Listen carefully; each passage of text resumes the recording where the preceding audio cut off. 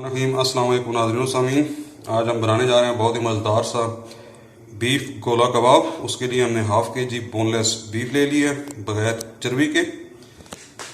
उसके साथ एक अदद प्याज, उसको हमने मोटा काट लिया है। 7 से 8 अदरक के जवे, लहसुन के जवे, आधा इंच अदरक, 2 सब्ज़ मिर्चें और 1 टेबल स्पून सब्ज़ धनिया।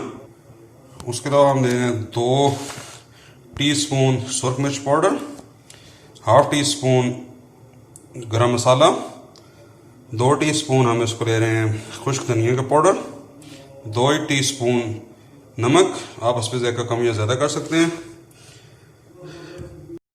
जो मसाले जाएंगे 2 टीस्पून नमक, 2 टीस्पून धनिया, हाफ टी स्पून गरम मसाला पाउडर, 2 टीस्पून सुरख मिर्च पाउडर, 1 टीस्पून ज़ीरा और हाफ टी स्पून काली मिर्च पाउडर।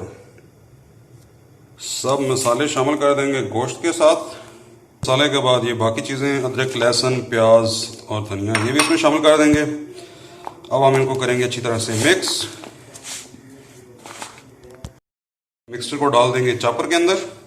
इसके अंदर हम शामिल कर देंगे 2 टेबल स्पून घी। अभी हम इसको कर लेंगे सारे मैदे को चॉप।